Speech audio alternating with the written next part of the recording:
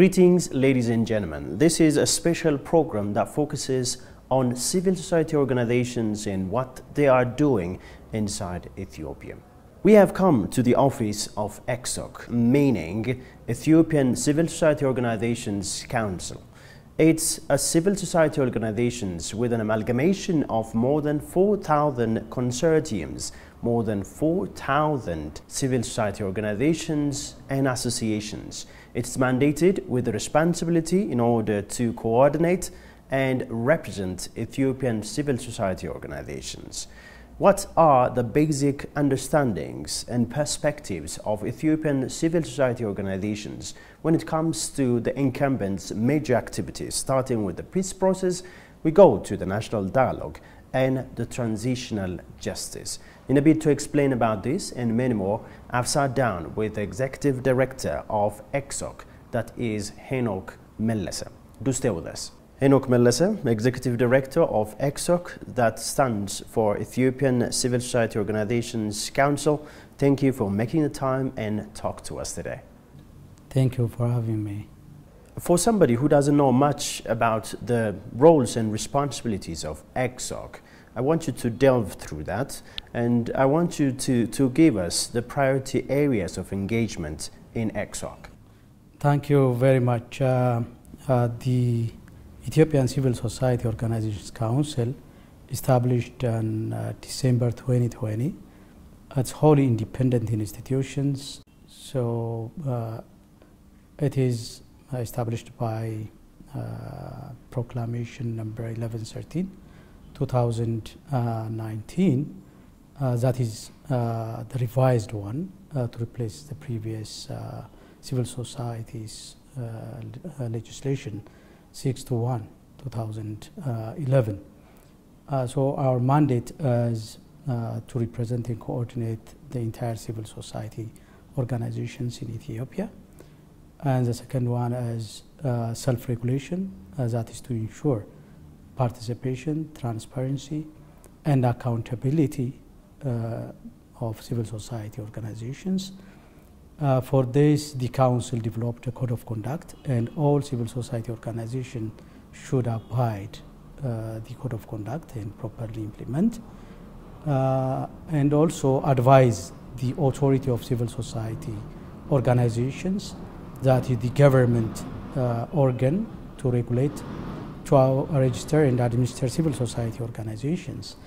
And also we have additional roles and responsibilities like generate knowledge and disseminate, and also conduct evidence-based policy advocacy, promotion of civil society organizations, and also protection of the civic space. This is our mandates, roles, and responsibilities. What are your priority areas of engagement right now? Yeah, our priorities is directly related with the country's priorities like peace building, national dialogue, humanitarian activities, and also the Council try to play its catalytic role and serve as a bridge between the state and the people, and also playing catalytic role with important actors like political parties, government, state, private sectors, and important democratic institutions. And also our priority is, as the Council is a fresh institution, we are working on or give attention to strengthen our service to be a credible, vibrant, and strong civil society organizations council. The incumbent government of Ethiopia has come up with lots of activities, starting with the peace process. How do you see the peace process so far, starting with the Pretoria Peace Agreement? We have gone to Nairobi and we have culminated it over the weekend in order to hand it to the government of Ethiopia. What's your take on the whole process? Yeah, I think peace is very important for countries' development. And we welcome the Pretoria Peace Deal Agreement. That was really historical decision taken, to stop and restore the peace to the country. That was really very devastating for our people and country. And really we have seen progress and much progress has been taken so far. Basic services starting to restore. In fact, we believe some important basic services like education and health needs to be fully started, and there is a progress.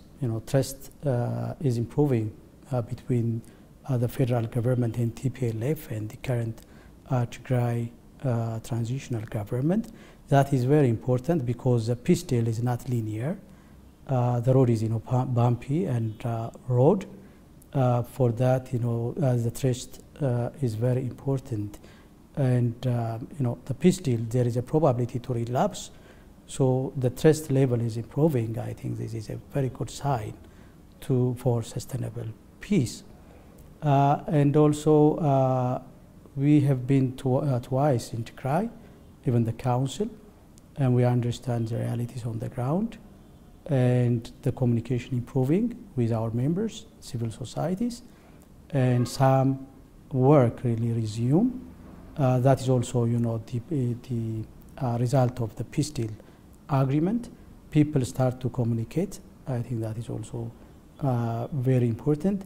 We have observed that the DDR process for the ex-combatant also really underway, though the progress is limited. That is also important for us. So I think the council really appreciates the peace deal agreement, but we observe, the process should be inclusive enough.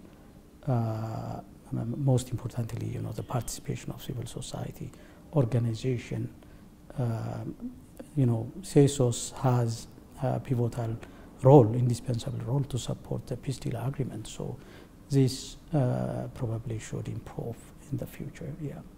Recently, Henok, the government of Ethiopia states and disclosed that it is poised in order to have a peace process and conversation with OLA, that is Oromo Liberation Army, or so-called Shenne. What's your take on that, and what's the stance of ECSOC on the whole process? Yeah, within the civil society organizations, and one of the ECSOC role is conducting different consultation forums. So we believe every differences should resolve based on discussions, negotiations within the table. So in this case, because we can't afford another war. The war is we know what it means. We have seen very recently how the destruction it has. The people suffer. So in this case, really, we appreciate the bold measure that has been taken by the federal government to decide to talk and negotiate with OLF and any other parties. So the council really appreciates the effort, and we are committed to support the process in any way possible. Henok, the incumbent government is poised to come up with gigantic activities, starting with the national dialogue, and has gone to transitional justice. Sometimes it's confusing in some way. So what I want you to go through is, I want you to give us some of the similarities between the two. And if there are differences between the two, I want you to give us a simple answer towards the similarities and differences of the national dialogue and transitional justice. I think both transitional justice and national dialogue are the peace-building mechanism. I think it doesn't mean transitional justice is more or less important than the national dialogue. In other parts of the world, transitional justice comes after the national dialogue or as a component of national dialogue. In fact, in our context, both the national dialogue and transitional justice happening simultaneously. In my opinion, both are important, though it has their own different to support the peace building process. But I think there is no magic formula. The most important thing is there is, more awareness raising activity is expected. The people should know, and also regular update is expected from both the National Dialogue Commission and also the Transitional Justice Working Group or bodies that are assigned to coordinate this process. So if there is no adequate information disseminating to the people and stakeholders in a timely manner, yes, creating a confusion. So in this part, the civil society organizations also has their own role to raise an awareness and support the process. But I think most importantly, having such kinds of mechanism really very important, and it's good to know the country's context, what initiative of peace building process is necessary. So I think it has been lived. Both processes are very important for the current political landscape of the country. So I think the information is and raising an awareness is very important to make it clear. I think many people can say more about it in detail, but briefly, the national dialogue process is to solve the very fundamental causes of conflict and also the current areas that getting the people into conflict. And the transitional justice is very important peace building process for the transitional government and whenever there is a post-conflict situation. So I think for me the country's situation really need such kinds of mechanisms. Do you believe that this is too much of a task to accomplish with the remaining amount of time for the incumbent? So if I gave you the chance to prioritize, which one should be prioritized or given much attention now? Is it the transitional justice or the national dialogue? I think most importantly, it's not about the time frame. The time frame is, it is not timely bounded. Everything not accomplished within the 3 years period. But the very important thing is the process. If the process goes in the right direction, that is, for me, that is very important. And then it can continue in different forms. It might not be, whether the National Dialogue Commission assigned for 3 years take over the process or some other, bodies.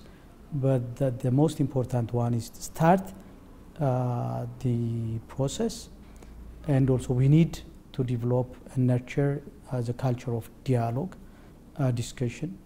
That is very important for me, and everything in my reading and opinion, everything cannot accomplished within the given period of time. But it is a process. And the process is very important, and then in due course, everything will have its own role for country's peace building process. There is time sensitivity. For me, the most important one is to start immediately such kinds of process. For instance, the transitional justice should start immediately after the post-conflict situation. And the national dialogue is also very important for the country's current political, socio-economic, socio-cultural landscape. That is important for me, and then the rest is the process.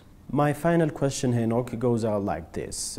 Recently, the government of Ethiopia, under the Ministry of Finance, through Ahmed Shide, stated that Ethiopia needs around 20 billion USD in order to rebuild the northern part of Ethiopia, which has been devastated by the war.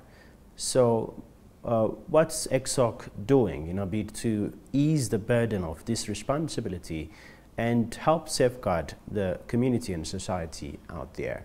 And what should be the priority areas of engagement in that area?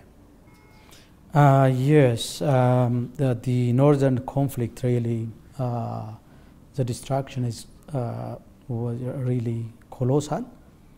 There was high destruction, and it requires substantial amount of financial resources. So as you clearly indicated, according to the Ministry of Finance, it requires about USD 20 billion. That is huge amount of money. In addition, still there is a challenge in other parts of the country. Currently, estimated about more than 29 million people in need of food assistance. So the country requires lots of financial resources for rebuilding and immediate humanitarian support. So for this, I think the countries cannot, fulfill alone, and the coordinated and concerted effort is needed. So as ECSOC, the council, the institution representing and coordinating the civil society organizations, we are working hard to support this situation. A year ago, we established a structure known as the ECSOC, Civil Society Organizations Humanitarian Emergency Action Recovery Team, that is ultimately to mobilize and coordinate resources for humanitarian activity, including rehabilitation and rebuilding effort. And the other one is we had a joint effort, the council, in collaboration with ECSOC, the Authority of Civil Society Organizations, called a joint call to mobilize resources. So many of civil society organizations pledge their financial assistance, both in cash and also in kind, to support for the response of the situation. And for this, we mobilize resources, and the mobilized resources distributed and try to reach to the needy through the identified civil society organizations, both in Tigray, Afar, and Amhara. And the other one is because the situation demands huge support, the council direct, mobilize, and encourage civil society organizations to step in this response, not only for Tigray, but also the other parts of the country which really seek our support due to, not only for conflict, but also natural disasters like drought and other, problems. For us, everything is very important, and it should go along equally. If you give for one person health support without sanitation and water, that is very difficult to start their normal livelihood. So the council believe different support, at least the basic support, should equally extend it to the needy. Any final comments, suggestion on our discussion or anything? My final message is, the situation in our country is really worrisome. We have a challenge regarding peace. Peace is very critical aspect to bring countries development, and also we have the nexus between security and development is very important and get an attention. For this, the coordinated effort is very important.